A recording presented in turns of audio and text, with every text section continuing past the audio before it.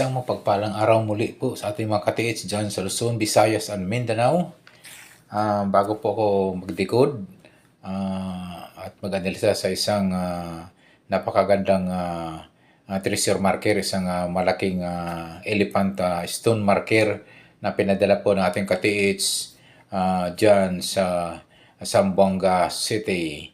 So, thank you so much mga katiits sa inyong pagtitiwala sa pagdikod po at sa pag-analisa ng iyong pinadalang treasure elephant markers mga katiits. So, bago ang lahat, ako po ay nagpapasalamat muna po sa ating mga katiits na subscriber, mga followers po na ito'y patuloy po titiwala at nanonood po ng aking YouTube channel. Thank you so much po.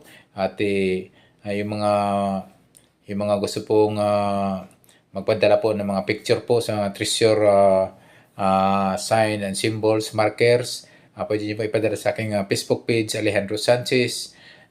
May aking profile po doon ay naka-sunglass o naka-shade po ko doon. Pwede nyo pong ipadala doon, isend or ipadala ang inyong mga treasure, markers, sign, and symbols mga katiits po. Mga katiits, ako po ay nagpapasalamat po sa mga sa inyong lahat po sa pagtitiwala po at sa walang sawang pagsubaybay po sa aking YouTube channel. Bagamat ito'y maliit pa lamang po at sana po ako inyong matulungan na lumaki po ang aking YouTube channel, katiits po. Yung mga katiits po natin na gusto mag-comments, pwede kayong mag-comment po below sa aking section po, sa comment section below. At pwede pa natin tulungan po ang ating katiits sa pagdikod po ng itong napagandang treasure marker na elephant marker po na pinadala po sa ating katiits dyan sa Zamboanga City area po mga katiits po. Ngayon po ay na ating pong pagtulungan po sa pagdidikod po ng sana po ating mabigyan po ang katiits po natin ng guide at sampo pwedeng pointers po, mga arrowhead ng itong isang elephant na treasure marker. Ito yung napakalaking isang na rin ito mga katiits, isa ng big boulder markers po ang tawag nito pag mga ganito na kalaki mga katiits po. So, yan pong klaseng bato po ay isang medyo malakihang item na po ito pag mga ganitong big boulders sign po o big boulder markers po ang mga ganyan pong klase ay ito po ay medyo malalaki na pong items po at pwede po mga big deposit na po yan o big bunker deposit po ang kanyang mga itong markers nito mga katiits. Unang-una mga katiits, ito po ay isang hugis malaking pong elepante po. Ito mayroon po siyang pinaka ulo o nguso at itong katawan po. So talagang isang malaking elepante po ang hugis po nitong isang treasure marker na pinadala po natin katiits mula dyan sa Zamboanga City. Kumusta po kayo dyan sa Zamboanga City? Mga katiits po natin dyan patuloy nagtitreasure. Sana po ay tayo'y makahits na po at tayo'y bigyan po tayo ng pungbay kapal na mga items po natin pang hinahanap po mga katiits. Ito po mga katiits, ito po ay napakaganda pong treasure marker. So ito po ay tinatawag na big boulder markers o BBM tinatawag or tinatawag po nilang big boulder sign o BBS ang tinatawag. So ito napakalaking marker ito mga katiits. So talaga pong isa pong legit po items to mga katiits. At itong pinaka big boulder markers ng mga katiits. Ayan po, ito napapansin ko po itong parang pinaka tainga o parang tinakip lamang. Pwede nyo po yung i-detect o pwede nyo yung alisin yan mga ka-TH. Baka ito ay isang rack enclosed items po. So, do doubt po ako so parang parang pinangtakip lang po itong parang tainga sa may ano niya sa harapan. So, pwede yun sa pinakanguso niya ng elepante. Doubt po ako mukhang ito'y parang tinakip lamang. So, i-detect nyo po yan. I-detect nyo po ng metal detector or gold locator o either pwede nyo pukpukin po ng matigas na tulad ng maso yung paikot po ng elepante na marker stone, big marker stone. Baka po may rack enclosure item po yan. Pwede nyo pong, ang tunog yan, alam nyo naman po ang tunog yan kung ano yung solid at medyo ampaw po yung pagkatunog pag pinukpok nyo po ng maso na mga TH. Kasi nga mukhang patsing o dinikit o pwede pong dinagay lamang po yun parang tainga sa harapan ng elephant na treasure marker stone na ito mga ka-TH. So, huwag niyong kaligtaan mga ka-TH na yan po ay inyong i-check o titingnan po mga ka-TH. Ito po, mayroon pa akong napansin po dito mga ka-TH, itong arrowhead po.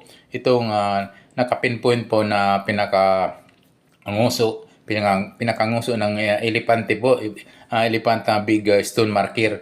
Pwede nyo po i-check po yan, yung in between po south and west area mga ka-TH. Kasi nga, isa po yan sa mga ang ating tinitingnan na pwedeng mayroon pong item po mga ka-TH yan. So, ayan po. So, dito po sa pagdidikod po ay talaga po tinitingnan po natin kung ano lang po yung nakabase yung mga arrowhead po, mga pointers po ng mga treasure sign po. Lalong-lalo po itong isang big boulder markers na elepante mga katecho. Ito big boulder sign na tulad pong itong elepante na hugis elepante na stone marker nito mga katecho. So ito po, huwag niyong kaligtan mga kates yung harapan na para pong dinikit lang yung parang tainga niya o parang tainga tingnan. So pukpukin niyo po ng maso, yung matigas na maso. Alamin niyo po kung ano yung area na ampaw. Ang alam niyo pag solid o tsaka yung ampaw. So alam niyo na po kung may ampaw yan, posibleng may laman po yung big boulder treasure sign po na elepante po na nandiyan po sa inyong lugar ka-TH. So po, ayan po ay napakaganda po. Talaga pong napakaswerte naman po ng nakakita itong markers nito dyan. Parang sa Zamboanga po yata ito na pinadala po ng ating ka-TH na ito po ay kanyang pinapadikod po sa atin na ito naman sana po ay ating natulungan sa pagdikod at sana po ay tumpak po yung ating pagdikod at pag-analisa ng isang malaking big boulder markers na hugis elepante po mga ka-TH. So ito po ang ginaganda po ito at kung mayroon sana po kayong treasure hunting equipment tulad ng metal detector or gold locator, pwede nyo po yan pasadahan po yung paligid po nito mga ka-TH na isang big boulder markers na hugis elepante mga ka-TH. So po, sana po ay nasundan po ng ating ka-TH na nagpadala nito dyan sa Zamboanga City ang isang bold markers big boulders markers nito mga ka-TH. Ayan po. Ito pong paligid po mga TH ay i-double check nyo po mga katiits, baka mayroon to mga counter markers o counter sign markers. Pwede po may mga small stone dyan na may mga hugis din ganyang elephant, o may mga treasure sign din po. Pwede po kasi yan magiging treasure marker o counter markers po na magpupunta po ng items po malapit po sa kanya mga katiits. So yun yung pansinin niyo po na pwede po may mga coordinated countersign po yan. Yung apat na sulok po niyan, yung east, west, north, and south po. Yun yung titingnan nyo po mga katiits. Kasi nga, pag mga ganyang malaking boulders, markers, malaking boulder signs po, ang item po niyan, or either nasa mismong rock enclosure or nasa paligid niya po mga katiits, o may medyo distance po ang layo po mga katiits. So i-check niyo po yung apat na kanto, apat na sulok po nito, west, east, north, and south katiits. Ito po yung mga anggulo po. Napapansin ko po, ito'y wala pong ako nakikita na napaganda po. Walang ako nakikita dyan sa area na medyo maganda na pagkakuha po ng picture po ng ating katiits na nagpapadala nito. Mukhang wala pong mga trees o malalaking puno, kundi isang bato lang po, isang big boulder markers. Ito isang big boulder signs po na hugis po, elepante po.